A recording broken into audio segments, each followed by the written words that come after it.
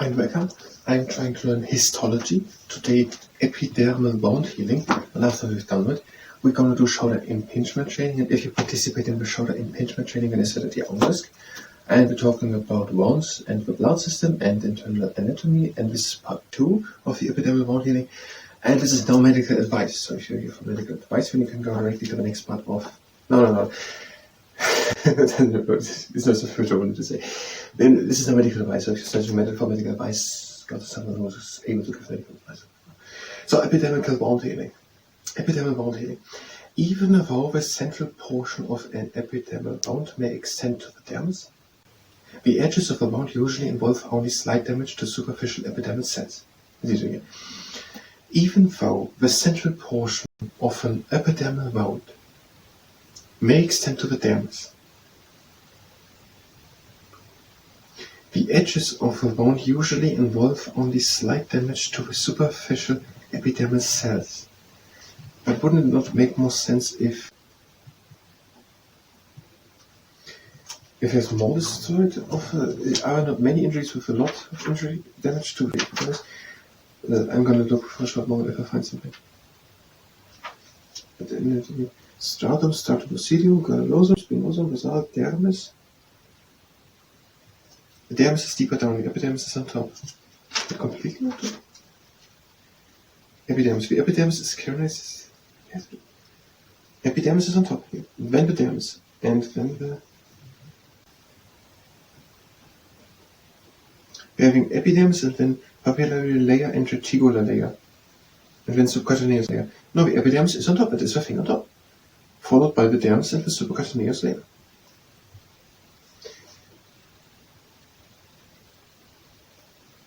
The epidermis is on top. I don't understand what that means. Are not most epidermal wounds damage to the epidermis? And not just a little bit, but mostly to the epidermis? Even though the central portion of an epidermal wound may extend to the dermis, the edges of a wound usually involve only slight damage to the superficial epidermal cells. Let's just skip that part. We don't really want to mention that part of the epidermal wound healing. Common types of epidermal wounds include abrasions. So abrasions are mostly damage to the epidermal. So abrasions are an example in which a portion of skin has been scraped away and minor burns. In response to an epidermal injury, basal cells of the epidermis surrounding the wound break contact with the basement membrane. Okay, the basal cells of the epidermis, which are surrounding the wound, are breaking off with the contact of the basement membrane. The cells then enlarge and migrate across the wound. They are enlarging and migrating across the wound. The basal cells, 5-6a. Figure 5-6a. Division of basal epithelial cells and migration across wound. Dividing basal epithelial cells, detached enlarged basal epithelial cells migrating across the wound.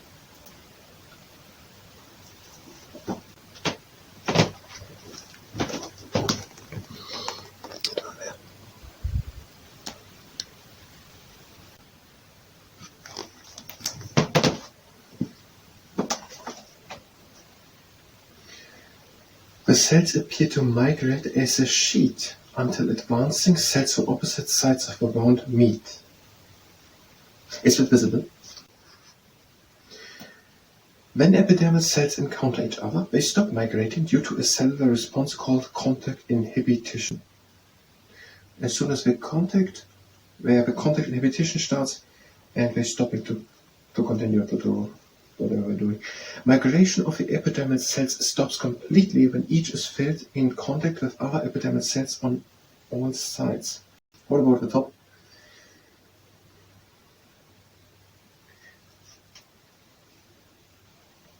While some basal epidermal cells migrate, epidermal growth factor, or hormone, stimulates basal stem cells to divide and replace the ones that have moved into the wound. Replacement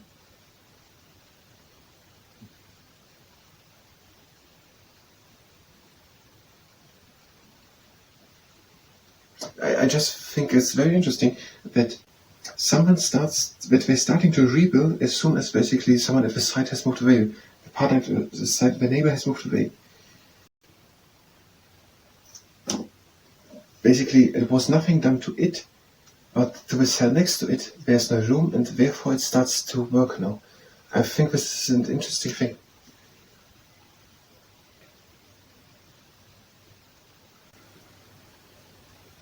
While some basal epidermal cells migrate, epidermal growth factor, a hormone, stimulates basal stem cells to divide and replace the ones that have moved into the wound. Replacement of migrating basal cells continues until the wound is resurfaced.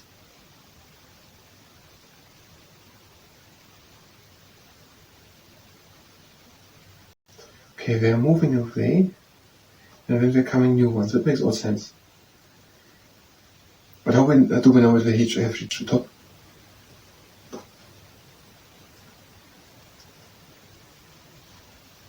Following this, the relocated cells divide to build new strata.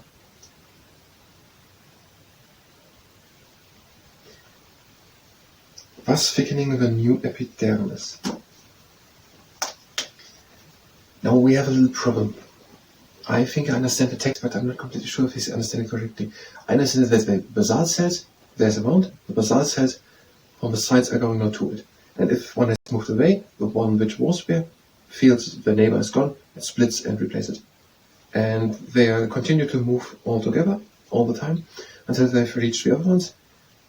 And when they end to doing that with the inhibitor contact thing, but when the hormone growth thing was it when there starts to rebuild them, and when they're there, but they're dividing then and growing. It sounds logical.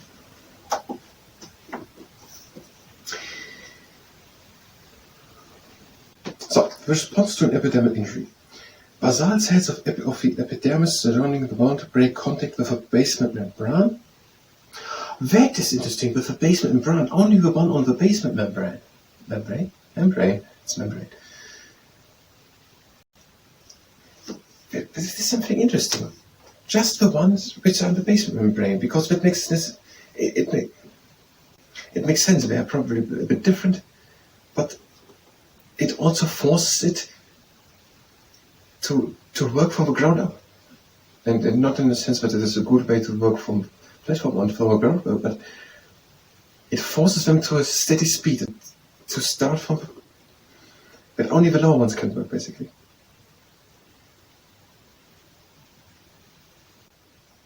Okay, the one on the basement membrane break off and move on the basal membrane. What if the basal membrane is with it disrupted? When it's not completing an epidermal wound healing, and we're getting into deep wound healing. We did it in the previous part, and we're starting to get problems. In a way, it makes sense, but it doesn't seem really intelligent to me to just one basal layer going forward until they meet, and when we stop to do it, because they notice that the other ones are there, and when we're starting to duplicate them. Who was doing what with the contact? When epidermal cells encounter each other, they stop migrating due to a cellular response called contact inhibition. Okay, we're stopping because of a cellular response called contact inhibition. Migration of the epidermal cells stops completely when each is finally in contact with other epidermal cells on all sides. Is it now differently? While some basal epidermal cells migrate, epidermal growth factor, a hormone, stimulates basal stem cells to divide and replace the ones that have moved into the wound. So that happens at the other sides. But what was the thing what I meant?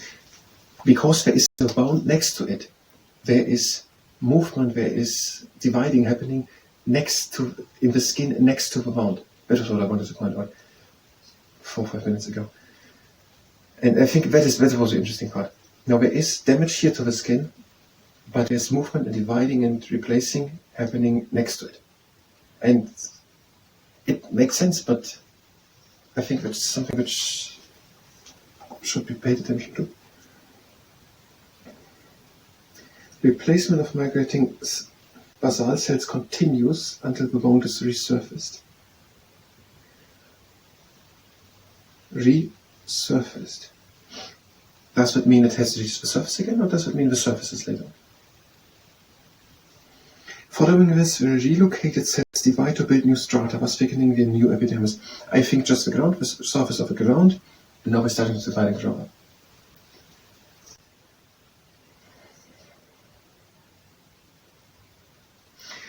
I don't know.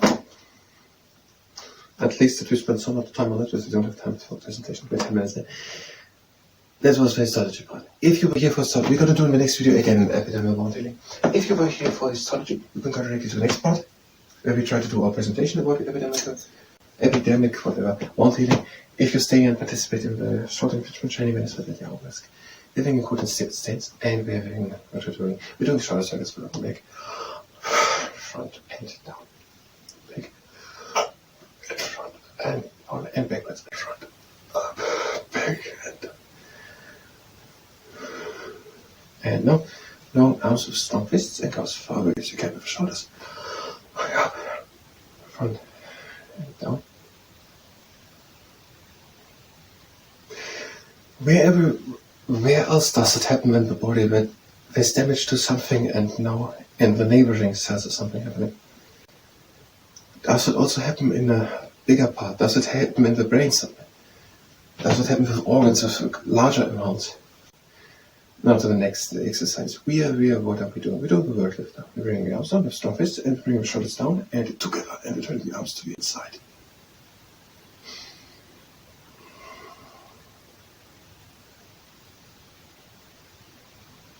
And the arms to the outside, shoulders down, together.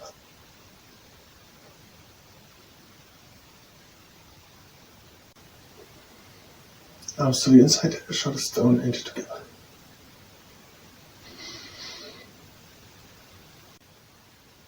And to the outside, down the shoulders and together. Just a little thinking at the side.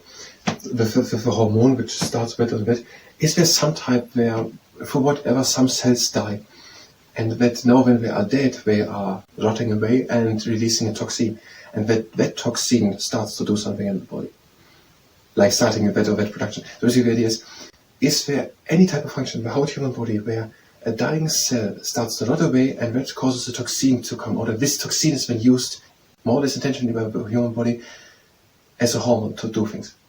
Just as concept would be very interesting.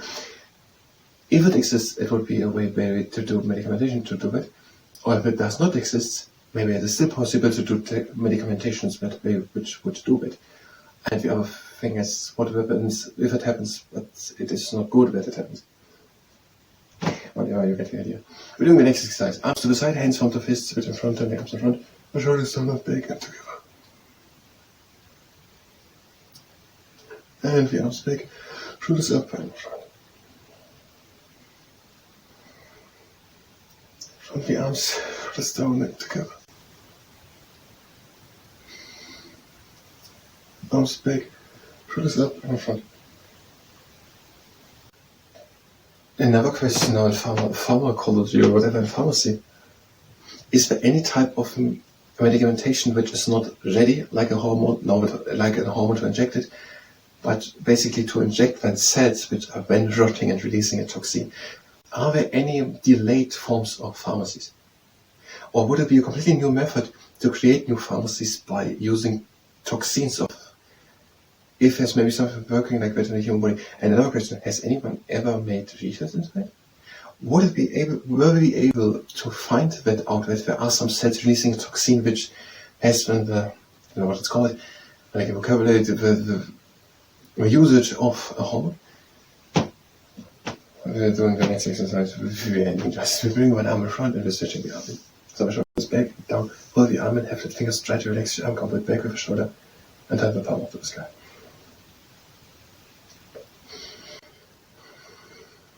And the other arm in front. Shoulders back and down, pull the arm and have the fingers, try to relax your arm, turn the palm up to the sky. And release. No, that was really interrupted and therefore very short. Short impingement training. I thank you very much in advance.